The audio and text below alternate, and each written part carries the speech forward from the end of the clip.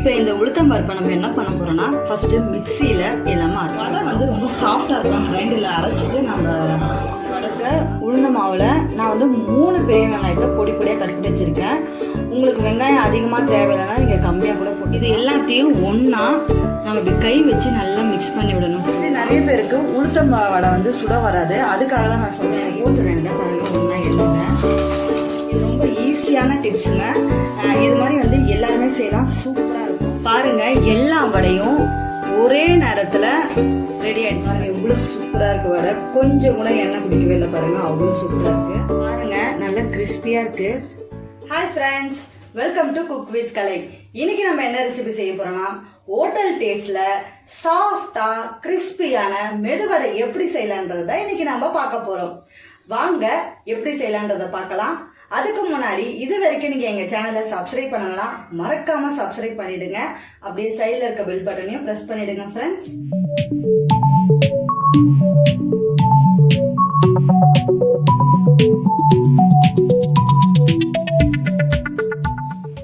கால் kilo உளுத்தம் பருப்பேன் ஒரு 2 hours முன்னாடியே நான் வாஷ் பண்ணி தண்ணி ஊற்றி ஊற வச்சுட்டேன். இப்போ இந்த உளுத்தம் பருப்பை நம்ம என்ன பண்ண போறோம்னா ஃபர்ஸ்ட் மிக்சியில் எல்லாமே அரைச்சிக்க போகிறோம். நான் வந்து மிக்சியில் உளுத்தம் பருப்பு சேர்த்துக்கிறேன். இப்போ நம்ம மிக்சியில் ஓரளவுக்கு நைஸாக அரைச்சிக்கிட்டோம். இப்போ இந்த மாவை கிரைண்டரில் போடலாம். ஆல்ரெடி நான் மிக்சியில் அரைக்கும் போதே இவ்வளோ சைஸ் டம்ளரில் ஒரு 1/2 டம்ளர் அளவுக்கு தண்ணி ஊற்றி தான் அரைச்சேன். இப்போ நம்ம வந்து அந்த அளவுக்கு தண்ணி சேர்க்க வேண்டியதில்லை. எதுக்கு மிக்சியில் அரைச்சிட்டு நம்ம கிரைண்டரில் சேர்க்குறோம்னா அப்போ என்ன ஆகும்னா அந்த உளுந்து வந்து மிக்சிலே கொஞ்சம் நல்லா நைஸாக அரைஞ்சிடும். கிரைண்டரை போடும்போது என்ன சீக்கிரமாக அரைஞ்சிடும். அது இன்னொன்று வந்து வடை வந்து ரொம்ப சாஃப்டாக இருக்கும். கிரைண்டரில் அரைச்சிட்டு நம்ம வடை சுட்டோம்னா, அதே நீங்கள் மிக்சியில் அரைச்சிட்டு அப்படியே வடை சுட்டிங்கன்னா அந்தளவுக்கு சாஃப்டாக வராது, ரொம்ப ஹார்டாக இருக்கும். நம்ம வந்து மிக்சியில் அரைக்கும் போது இருந்த குவான்டிட்டியை விட கிரைண்டரில் உளுத்தம் பருப்பு போட்டோம்னா குவான்டிட்டி அதிகமாகும். மாவு பார்த்தீங்கன்னா பாருங்கள், நல்லா அரைஞ்சிருக்கும் மாவு, எவ்வளோ சாஃப்டாக இருக்காங்க. இப்போ நம்ம மாவை எடுத்து பாத்திரத்துக்கு மாற்றிடலாம். பாருங்க, மாவு நல்லா சாஃப்டாக அரைச்சி எடுத்தாச்சு. இப்போ நம்ம இதை மிக்சியில் அரைச்சிட்டு கிரைண்டரில் போட்டதுனால கரெக்டாக ஒரு 8 நிமிஷம் கூட ஆகலைங்க, சீக்கிரமாக அரைச்சி எடுத்துட்டோம். மிக்சியில் அரைக்கிறதுக்கு ஒரு 2 நிமிஷம் தான் ஆச்சு, கிரைண்டரில் போகிறதுக்கு ஒரு 8 நிமிஷம் தான் ஆச்சு. மொத்தமே 10 நிமிஷத்துலேயே நம்ம வடைக்கு மாவு அரைச்சாச்சு. இதே நம்ம ஸ்ட்ரெயிட்டாக கிரைண்டரில் போட்டுருந்தோன்னா கிட்டத்தட்ட 1/2 hour ஆயிருக்குங்க. அரைச்சி வச்சிருக்க உளுந்த மாவில் நான் வந்து 3 பெரிய வெங்காயத்தை பொடி பொடியாக கட் பண்ணி வச்சுருக்கேன். உங்களுக்கு வெங்காயம் அதிகமாக தேவையில்லைன்னா நீங்கள் கம்மியாக கூட போட்டுக்கலாம். 3 பச்சை மிளகாய், கொஞ்சம் கொத்தமல்லி, 2மே பொடி பொடியாக கட் பண்ணி வச்சுருக்கேன். கொஞ்சமாக கருவேப்பிலை சேர்த்துக்கோங்க. இது வந்து சின்ன ஸ்பூன், இதில் வந்து 1/2 ஸ்பூன் அளவுக்கு பெருங்காயத்தூள் சேர்த்துக்கோங்க. 2 டேபிள் ஸ்பூன் அளவுக்கு அரிசி மாவு,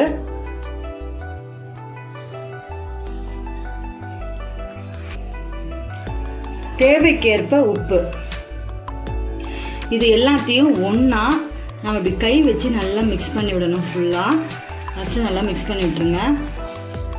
மாவு பிசைஞ்சிட்டு நல்லா மாவை இப்படி அடிச்சு விடுங்க. இது எதுக்காகனா நல்லா சாஃப்டாக வடை இருக்கும், அதுக்காக தான். சும்மா ஒரு 20 செகண்ட் அடித்தா போதும். இந்த மாதிரி மாவு ரெடி ஆயிடுச்சு. இப்போ நம்ம வடை சுட வேண்டியது தான். அடுப்பில் கடாயில் எண்ணெய் ஊற்றி வச்சுருக்கேன் வடை சுடுறதுக்கு. எண்ணெய் நல்லா காஞ்சிடுச்சு. எப்பவுமே வந்து கையில் இப்படி தண்ணி நினச்சிக்கோங்க. இப்போ வந்து உங்களுக்கு என்ன சைஸ் வேணுமோ அந்த சைஸுக்கு வடைக்கு மாவு எடுத்துக்கோங்க. எல்லாருக்கும் வடை சுட வராது, அதுக்காக தான் நான் இப்படி காட்டுறேன்.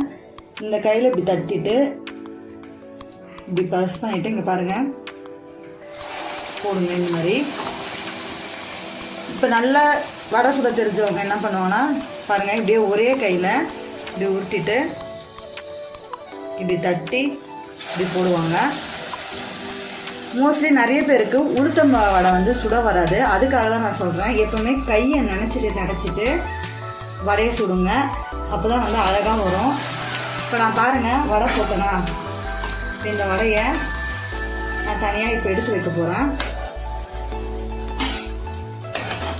இது மாதிரி நான் ஒரு 8 வடை கிட்ட நான் இப்போ இது மாதிரி போட்டு எடுத்து வச்சிருவேன். இங்கே பார்த்தீங்கன்னா நான் இப்போ வந்து 8 வடை கிட்ட இந்த மாதிரி ஆஃப் பாயிலாக எடுத்து வச்சுக்கிட்டேன். எதுக்காக இது மாதிரி எடுத்து வச்சுருக்கோன்னா, இப்போ நான் இதை போட்டுறேன். இதில் பாருங்கள், ஒன்றா எண்ணெயில் நம்ம வந்து மாவு போட என்ன ஆகுனா, ஒன்று வந்து நல்லா வெந்துடும், இன்னொன்று வந்து வேகாமல் எல்லாத்தையும் நம்ம ஒன்று ஒன்றா எடுக்கிற மாதிரி இருக்கும். அதனால் இப்போ நம்ம கொஞ்சம் இந்த மாதிரி ஆஃப் பாயிலாக எடுத்து வச்சுட்டு மொத்தமாக லாஸ்ட்டாக மிக்ஸ் பண்ணலாம். வரையும் ஒரே நேரத்தில் ரெடி ஆகிடும்.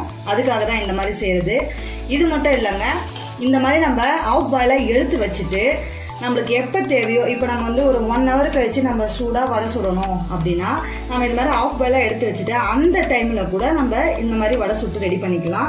இது ரொம்ப ஈஸியான டிப்ஸுங்க.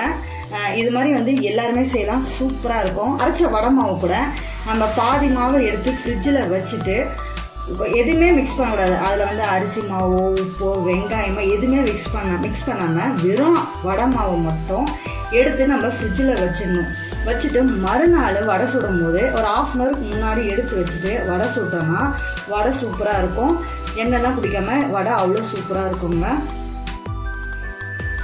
பாருங்க, எல்லா வடையும் ஒரே நேரத்தில் ரெடி ஆகிடுச்சு பார்த்தீங்களா? அதுக்காக தான் நம்ம எடுத்து வச்சுட்டு ஆஃப் பாயிலாக எடுத்து வச்சுட்டு அதுக்கப்புறமா போடுறோம். இப்போ இதை நம்ம அப்படியே ஒரு பிளேட்டுக்கு மாற்றிடலாம். பாருங்கள், எவ்வளோ சூப்பராக இருக்குது வடை. கொஞ்சம் கூட எண்ணெய் குடிக்கவே இல்லை பாருங்கள், அவ்வளோ சூப்பராக இருக்குது.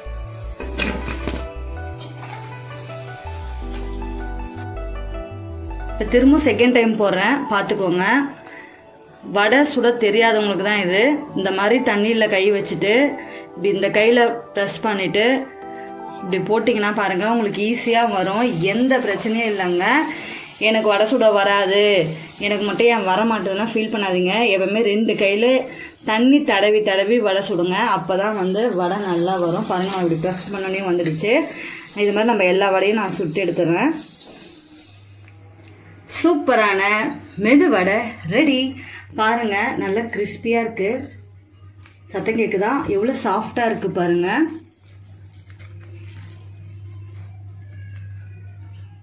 வாவ், பாருங்க, உள்ளெல்லாம் எவ்வளோ சூப்பராக வெந்திருக்கு. சாப்பிட்டு பார்த்துட்டு நம்ம மெது வடை எப்படி இருக்குன்னு நம்ம சொல்லலாம்.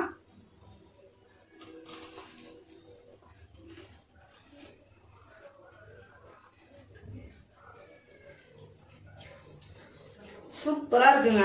நம்ம ஹோட்டலில் வாங்கி சாப்பிடுவோம்ல அதே மாதிரி டேஸ்ட்டில் சாஃப்டாகவும் கிறிஸ்பியாகவும் இருக்குது. நீங்கள் இதே மாதிரி நான் சொன்ன டிப்ஸ் எல்லாம் யூஸ் பண்ணி நீங்கள் வடை செஞ்சு பாருங்கள். கண்டிப்பாக வடை அருமையாக வரும். நிறைய வந்து வயசு பொண்ணுங்களுக்கெல்லாம் இந்த மாதிரி உளுந்த பருப்பில் வடை அடிக்கடிக்கு செஞ்சு கொடுத்தோன்னா நம்ம இடுப்பு அந்த போனுக்கெல்லாம் வந்து ரொம்ப ஸ்ட்ராங்காக. ரெசிபி உங்களுக்கு பிடிச்சிருந்ததுன்னா இந்த வீடியோவை லைக் பண்ணுங்கள், ஷேர் பண்ணுங்கள், கமெண்ட் பண்ணுங்கள், சப்ஸ்கிரைப் பண்ணுங்க. அப்படியே சைடில் இருக்க பெல் பட்டனை மறக்காம பிரஸ் பண்ணிடுங்க.